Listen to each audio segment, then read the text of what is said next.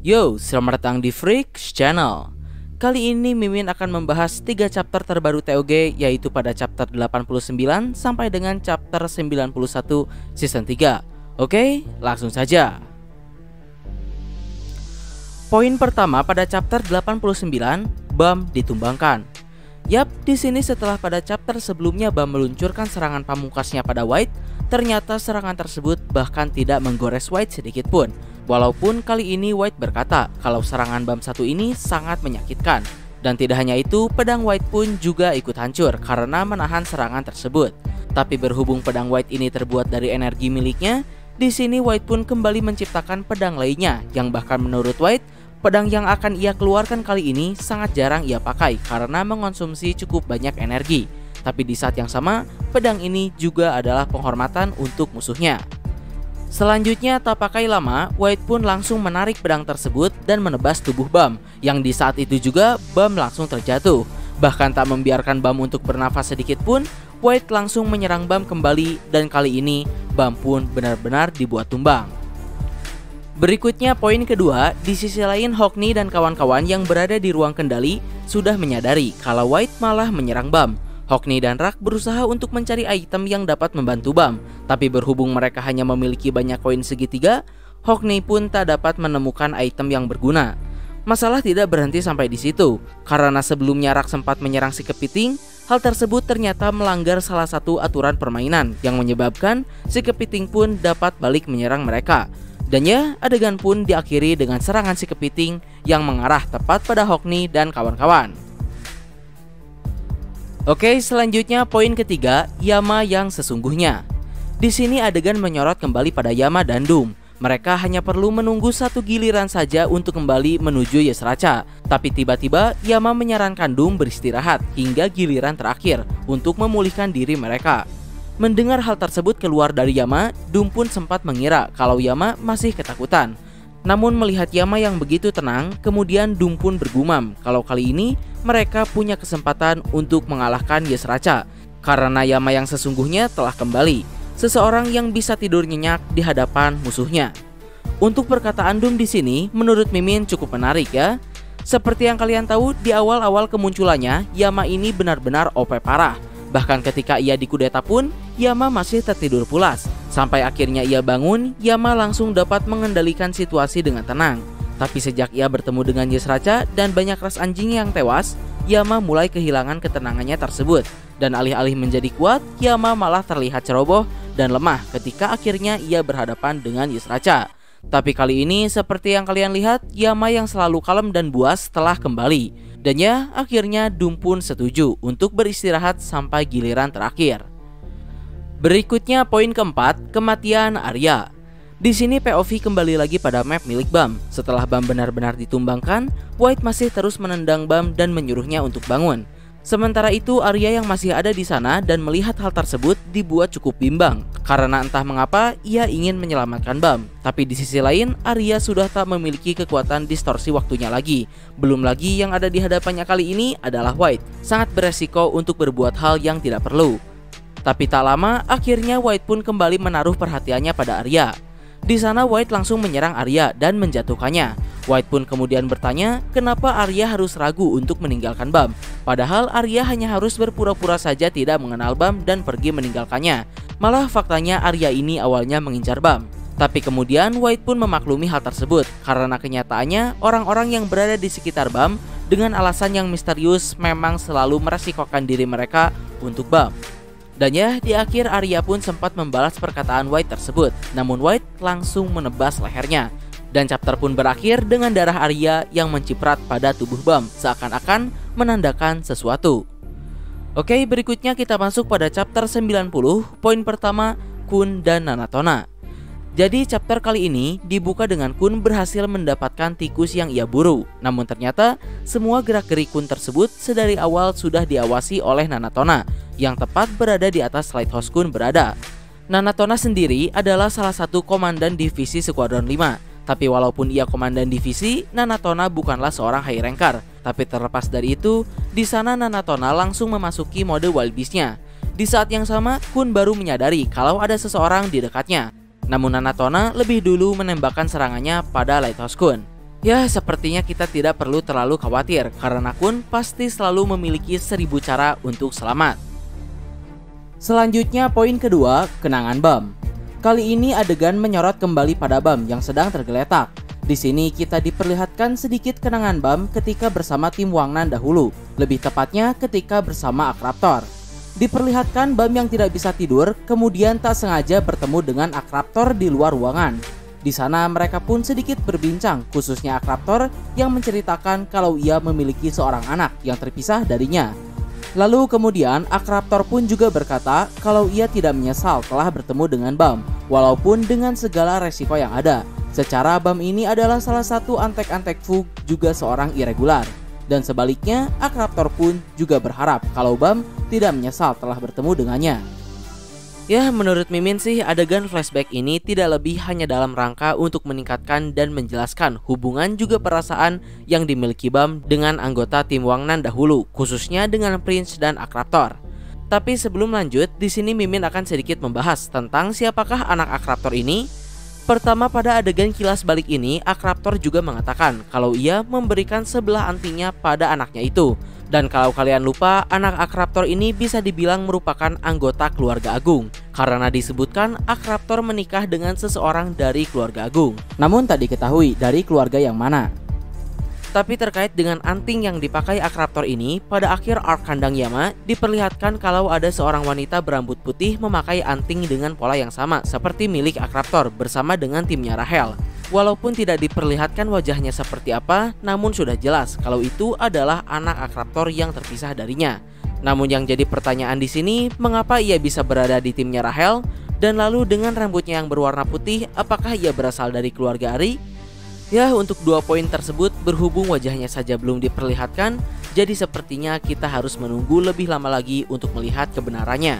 Yang mana menurut Mimin pribadi, sepertinya anak si Akraptor ini akan memiliki porsi yang cukup penting di chapter-chapter yang akan datang. Oke, lalu berikutnya poin ketiga, Dark Change. Di sini setelah Bam mengingat beberapa kenangannya itu, ia pun justru berkesimpulan kalau dirinya menyesali semua hal tersebut. Bam menyesal telah bertemu Akraptor, Jin Sungha, dan semua teman-temannya karena dirinya sangat lemah hingga tidak bisa melindungi mereka. Dan sesuai dengan perkataan White, rata-rata orang yang mengenal Bam ini selalu berakhir dengan nasib buruk. Sampai akhirnya Bam yang menyadari hal tersebut, untuk saat ini Bam berniat mengerahkan kekuatan penuhnya demi mengembalikan semua hal seperti semula sejauh yang ia bisa. Dan Bam pun terbangun. Lalu berhubung arc saat ini berjudul Dark Change, hampir pasti judul tersebut mengarah pada perubahan Bam saat ini. Di sini lanjut cerita, Bam yang sudah membulatkan tekadnya itu, entah bagaimana ia dapat meniru kemampuan waktu milik Arya. Bahkan Mimin sendiri bertanya-tanya, apakah itu kemampuan yang sama dengan Arya atau sepenuhnya kemampuan yang berbeda? Karena di sini Bam benar-benar mengembalikan kepala Arya ke tempatnya berasal, yang dengan kata lain, Bam menghidupkan kembali Arya dengan memundurkan persepsi waktu Arya sebelum dirinya ditebas.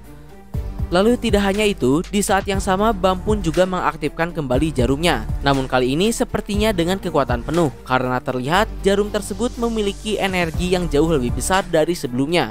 Sampai akhirnya Bam pun selesai dengan perubahannya itu. Di sini terlihat kalau 2 tanduk yang biasanya ada di kepala Bam saat ia menggunakan jarum pun menjadi berwarna hitam. Belum lagi sayap dan jarum yang ada di belakang Bam kini juga jauh lebih besar dari biasanya.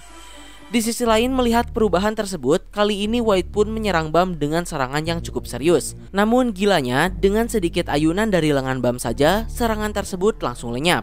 White yang melihat serangannya dilenyapkan dengan mudah kemudian bergumam kalau White sepertinya membangunkan sesuatu dalam diri Bam.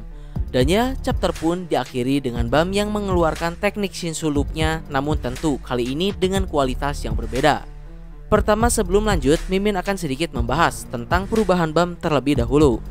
Seperti yang kalian lihat, Bam sudah tidak menahan diri lagi, walaupun tentu Bam masih belum benar-benar mengeluarkan semua yang ia miliki. Tapi terlepas dari itu, dalam perubahan Bam kali ini, 2 tanduk yang ada di kepalanya pun menjadi berwarna hitam. Lalu tidak hanya itu, di sini warna Shinshu Bam pun juga berubah demikian, yang mana mengingatkan Mimin saat Bam bertarung dengan Data Zahard dahulu. Ketika Bam mengaktifkan mode hitamnya ini, bahkan Data Zahard saja langsung dipojokkan oleh Bam. Jadi tentu mengingat betapa besarnya kekuatan BAM ketika melawan data Zahard dahulu, seharusnya jika ini adalah mode yang sama, jelas kekuatan mode hitam BAM dahulu tidak bisa dibandingkan dengan BAM yang sekarang. Tapi yang menarik bagi Mimin di sini bukanlah hal tersebut, melainkan sebenarnya apa maksud dari Dark Change di sini. Karena terkait dengan hal tersebut, menurut Mimin pada chapter ini BAM mulai terlihat mirip dengan Zahard. Mengapa demikian? Pertama perlu diketahui kalau dahulu Zahard ini memiliki idealisme yang heroik. Menurut Guardian yang berada di kereta neraka, orang yang dahulu sempat melatih Zahard muda mendapatkan kekuatan sejatinya, Zahard pernah berkata padanya kalau ia ingin menjadi Raja Menara dan membuat semua orang bahagia. Namun nyatanya, saat ini dengan alasan yang tak diketahui, Zahard justru berubah menjadi seorang tiran yang kejam. Sementara di sisi lain, hal tersebut cukup mirip dengan kondisi BAM saat ini. Seperti yang kalian tahu, BAM memiliki idealisme atau lebih tepatnya keinginan untuk melindungi teman-temannya sembari berdiri bersama mereka. Namun pada chapter ini, BAM justru menyesali hal tersebut dengan berkata kalau ia menyesal telah bertemu dengan semuanya, seperti mengindikasikan kalau BAM juga akan meninggalkan idealismenya itu, sama seperti Zahard. Dan berhubung arc saat ini juga berjudul Dark Change, mungkin judul tersebut tidak semata-mata merujuk pada kekuatan BAM saja yang berubah, namun jiwa BAM juga. Ya, tapi terlepas dari itu, ini hanyalah opini Mimin belaka. Untuk lebih pastinya, kita tunggu saja sampai Siu menunjukkan kebenarannya. Oke, berikutnya kita masuk pada chapter 91. Pada chapter ini, poin pertama, Kun dan Nanatona bagian 2. Di sini seperti yang bisa kita duga, Kun selamat dari serangan Nanatona sebelumnya. Karena ternyata sejak awal lighthouse yang hancur tadi hanyalah umpan saja untuk memancing perhatian musuh. Sementara Kun sendiri berada di tempat yang berbeda. Menyadari kalau musuhnya memiliki pendengaran yang bagus, Kun pun memasang beberapa jebakan untuk membingungkan Nanatona. Selanjutnya poin kedua, keajaiban. Kali ini point of view kembali lagi pada BAM.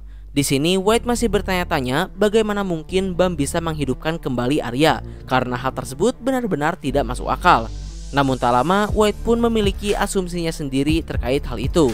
Menurut White, sebelum jiwa Arya diserap sepenuhnya oleh dirinya, entah bagaimana BAM dapat mengembalikan tubuh Arya beserta jiwanya kembali. Dan masih menurut White, faktor terpenting yang memungkinkan hal tersebut bisa terjadi adalah kemampuan bawaan milik Arya. Walaupun White pun juga bergumam, bahkan jika asumsinya benar, hal tersebut masihlah tidak masuk akal. Jadi dengan argumen seperti itu, walaupun di sini BAM dalam tanda kutip bisa mengembalikan yang mati menjadi hidup, sepertinya hal tersebut tidak semudah itu. Karena menurut White, faktor terpenting hal itu bisa terjadi karena kemampuan bawaan Arya. Jadi ini bukan berarti jika ada temannya yang tewas, BAM dapat melakukan hal yang sama. Tapi terlepas dari itu, apakah BAM benar-benar meniru kemampuan yang sama seperti Arya? Karena walaupun memang BAM ini memiliki kemampuan untuk meniru teknik seseorang dengan sekali lihat, tapi menurut Mimin, kemampuan milik Arya ini bukanlah suatu kemampuan yang dapat ditiru, karena Arya mendapatkan kemampuan tersebut melalui hasil eksperimen. Atau opsi lain, mungkin teknik yang dipakai BAM tadi adalah kemampuan yang benar-benar berbeda dari milik Arya. Ya, berhubung ini adalah BAM si irregular, apapun bisa terjadi, bukan? Oke, lanjut cerita. Melihat perubahan BAM yang begitu signifikan, kemudian White pun menyerang BAM kembali. Namun lagi-lagi, BAM dapat melenyapkan serangan tersebut hanya dengan ayunan tangannya saja. Di sini menyadari kualitas Shinshu yang dimiliki BAM berubah dan menjadi jauh lebih kuat, White pun berniat meningkatkan kekuatannya untuk mengimbangi kekuatan BAM. Yang mana hal ini juga membuktikan kalau White masih belum serius. Berikutnya di sini ketika White bersiap melancarkan serangannya kembali, BAM langsung melesat tepat ke hadapan White. Bahkan White pun sampai tidak sempat untuk bereaksi. Namun ketika BAM akan menyerang White, White masih bisa membalikan pedangnya dan menahan serangan BAM. Lalu berikutnya jual beli serangan pun terjadi dengan cukup sengit di sana. Sampai akhirnya White menyadari kalau dirinya tidak bisa memotong Shinshu hitam yang ada pada serangan BAM.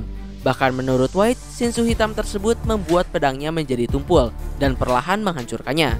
Sementara itu di saat yang sama White pun juga terus dipojokkan oleh serangan BAM. Hingga akhirnya BAM pun kembali mengeluarkan teknik meteor shower-nya. Namun kali ini dengan Shinshu berwarna hitam. Melihat serangan tersebut, White pun merasa semakin terprovokasi. Di sini walaupun White tak bisa memotong ataupun menghancurkan serangan BAM tersebut, namun White masih bisa membelokkan arah serangannya. Sampai akhirnya dengan teknik berpedangnya, White benar-benar mampu membelokkan semua serangan dari Meteor Shower BAM tanpa tergores sedikit pun. Akan tetapi ketika White telah berhasil menangkis semua serangan meteor shower tadi, seakan sudah tahu White bisa melaluinya, dengan tatapan merendahkan, Bam telah menyiapkan hadiah lain di sana, yaitu sebuah orb raksasa berwarna hitam yang siap untuk diluncurkan. Dan chapter pun berakhir di sana. Ya, bisa dibilang pada chapter ini kita diperlihatkan sepenuhnya di mana Bam mempermalukan White. Di sini terlihat juga kalau White cukup kewalahan untuk menghadapi serangan-serangan Bam, apalagi mengenai Shinshu hitam milik Bam. Pedang White saja bahkan sampai tak bisa memotongnya. Tapi meskipun begitu, apakah saat ini White sudah benar-benar terpojok? Menurut Mimin sih tidak ya. White masih belum mengerahkan seluruh kekuatannya, karena pada chapter ini pun White masih berkata kalau ia akan mengimbangi kekuatan Bam. Dengan kata lain, di sini White masih bermain-main dengan Bam. Namun tentu, perlahan-lahan, sedikit demi sedikit, White pun juga terus meningkatkan kekuatannya seiring perubahan Bam. Nah, mungkin kurang lebih itulah pembahasan Tower of God kali ini. Mohon maaf untuk kesalahan dan kekurangannya. Like, share, subscribe kalau suka. Komen bila ada kritik dan saran. Terima kasih telah menonton. Ciao.